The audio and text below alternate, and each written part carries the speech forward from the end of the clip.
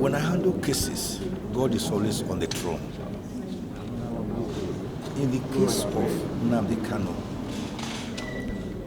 God has taken over the entire proceedings. There's no question about that. You all saw it in court today. The truth is that the lower court tried in striking out 8 out of the 15 amended count charge. But the lower court fell far short in not striking out the remaining 7, which have no business being in the charge sheet. All the 7 remaining counts are Watery, prima facie. They are dead on arrival, and they were dead on arrival, as I termed them, as dead as dodo. But instead of the lower court striking out the entire 15 count charge and allowing Nnamdi Kanu to go home a free man after the long walk, like Nelson Mandela, long walk to freedom, the lower court retained 7 of the counts. And we are here to say, intermediate court, court of appeal, strike out these remaining 7 counts, because the lower court never calmly looked at the documentary evidence we placed before it. The respondent, the federal government, the DSS, they never responded to the critical issues we raised, that Nnamdi Kanu was forcefully abducted in Kenya and tortured and forcefully renditioned to Nigeria on the 27th of June 2021 against the provisions of the Terrorism Prevention Act, under which he is being charged, against the provisions of the Extradition Act, against the provisions of the African Charter on Human and People's Ratification Act, Rights Act.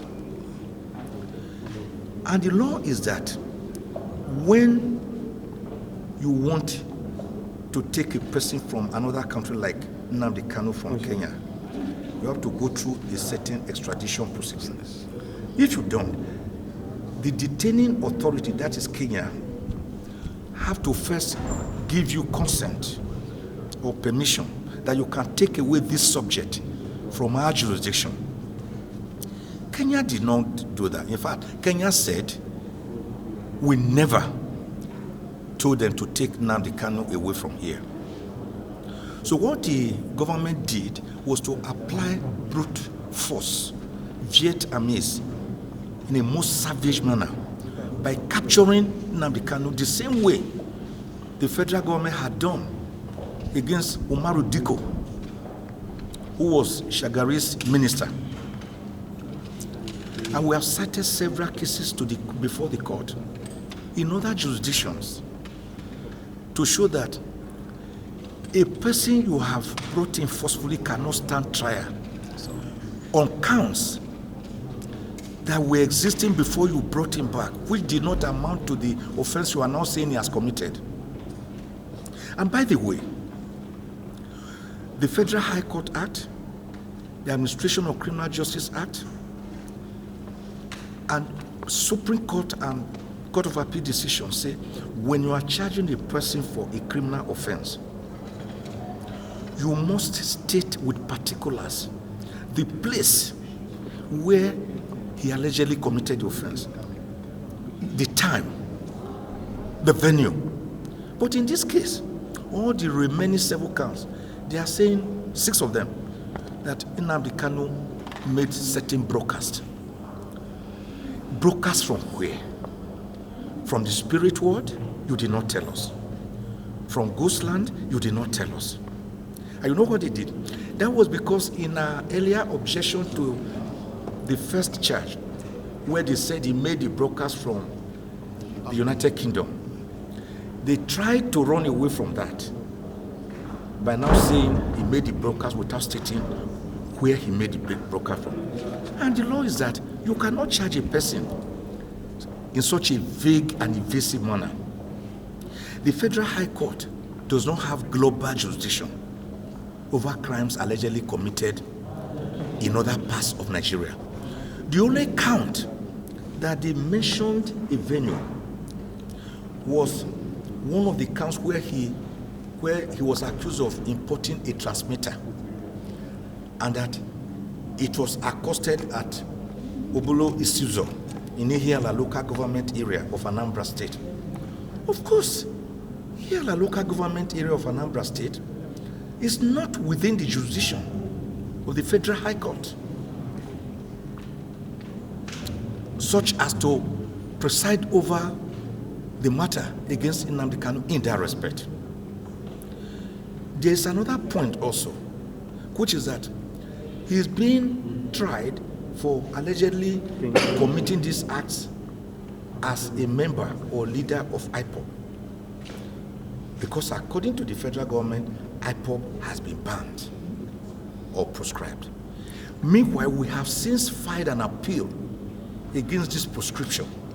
And the appeal is pending, is extant before the same court, at the Court of Appeal. And you cannot begin to carry out a charge against a person based on a foundation which we are telling the Court of Appeal to remove. The question you should ask yourself is simple. Were Nnamdi Kanu to be tried and convicted, God forbid, and the Court of Appeal later finds out or discovers that IPOB was illegally and unlawfully and wrongfully proscribed, what do you do about that? So we are saying the law is that they should wait whether the doctrine of least pendant. They should wait first for this court to determine the proscription of IPOB, whether it was lawful or illegal. And they are jumping the gun. So all in all, Nnamdi Kanu has no case against him at all.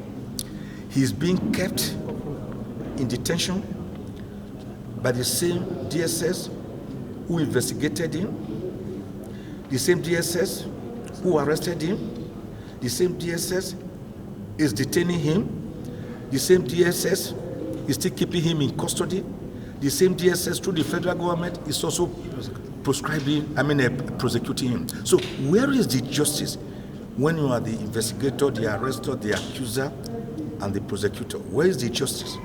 Justice is not only for the government, it is also for citizens like Nnamdi Kanu. Nnamdi Kanu has not done anything wrong. And we have been able to demonstrate in our brief before the Court of Appeal, as we did before the lower court, that Nnamdi Kanu never jumped bail. You jump bail when you voluntarily escape from trial and refuse to attend trial. But we all saw that on the 16th of September, 2017, Nnamdi Kanu was with his late father, Eze Kanu, in his ancestral home in Umuahia, Afarauku, Ibeko, Umuahia, Abia State, when the federal government, using the army through Operation Python, invaded the home and killed in cold blood 28 unarmed Nigerians. Nnamdi Kanu managed to escape by providence. No. Are you saying that he should have waited for you to kill him when every evidence pointed to the fact that he was to be eliminated? And when he escaped to Israel, he quickly deposed to an affidavit, giving circumstances under which he came. So he never jumped bail. This thing must be clear to the public that Nnamdi Kanu was enjoying his bail from 2015. He never jumped bail for one day until they forced him to flee. So by the grace of God, this is a case where the justice of the matter points in the direction that the remaining 7 counts charged still pending against Nnamdi Kanu before the lower court, Joseph Bintanyako, will be struck out by this Court of Appeal. And Nnamdi Kanu, after the long walk, will walk into freedom and will become a free man. And by the way, it is even advisable that he walks into freedom, because as we speak today, I learned the entire Southeast is in a lockdown. Nnamdi Kanu has therefore become a metaphor for the struggle of a people, the Indigo race, who are saying, according to them, under their name of Biafra, give us self-determination. Self-determination is allowed by all international conventions, even by the United Nations Declaration of Human Rights and United Nations conventions, all the various conventions. Self-determination is allowed. And he is saying, let my people go. And he never did that violently. We all saw that IPOB people were always on the street marching, blowing whistle, wearing beret. They never killed anybody until the government itself introduced violence. Today, for example, I learned the Southeast is locked down. Does the federal government still want that? Does the judiciary want that? Let us all have peace and amity, because this country is one and it belongs to all of us. So I believe, by the grace of God, that Nnamdi Kanu will be set free by this Court of Appeal. Thank you.